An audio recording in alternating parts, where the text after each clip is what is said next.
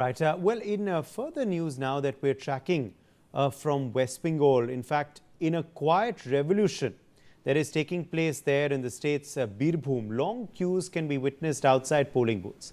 People are waiting in line to cast their votes. It's an area that was long the epicenter of Maoist and left violence and clashes before and on polling days has been the norm. The visuals of long winding queues on poll day show the massive difference that has been made by CRPF in the region, even as the memory of the 2021 post-poll violence remains fresh. From the era of left-front dominance to the present landscape dominated by the TMC, electoral violence remain an enduring and troubling feature. Now with Birbhum going to polls today, the visuals of people coming out in great numbers to exercise their right to vote signal welcome change. This is a very good change that we are seeing on ground in Birbhum, in West Bengal this time around, Joyita Basu. You know, we used to see violence in this region. We used to see those pictures of bloodshed and fire and arson. All of that, though, it seems, is a distant memory, hopefully. This is still the first half of polling day. Let's hope it continues like this.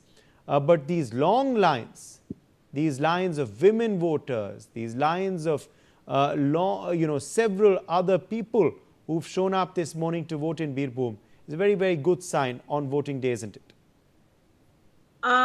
Uday, one of the pleas I would say BJP in particular has been making to voters is that vote as early as possible, because we know what happens in Bengal. I mean, being from Bengal, I know what exactly happens over there. And Birbhum district is something I keep going back to almost once every year.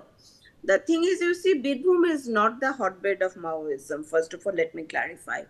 Birbhum is the territory of Anubrata Mondal. Mamata calls him, he's popularly known as Keshto. He is one of the most dreaded, if I can use the word, dons of the area. He is a Trinamool guy, and it's like there is enough video evidence. He was in jail, in fact.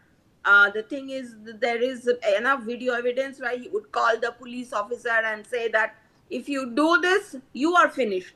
So the police, everybody is under complete control of the Trinamool goons over there.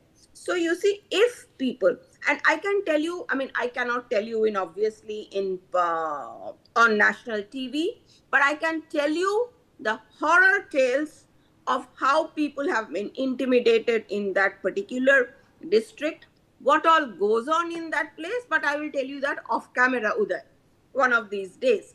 So the thing is, it's very important for people. Let us hope the measures that are being implemented by Election Commission, if the central forces act properly, because there were problems with the central forces, the way they behaved in the 2021 elections.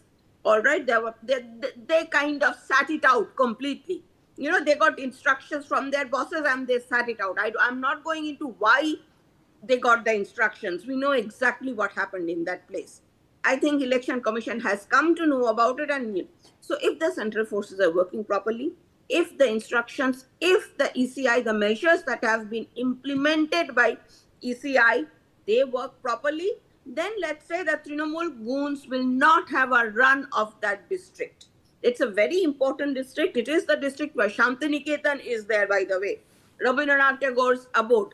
When you're talking about the Maoism problem, that is primarily in the Jhargram, Purulia, Jungle Mahal region that is bordering Jharkhand and Jharkhand.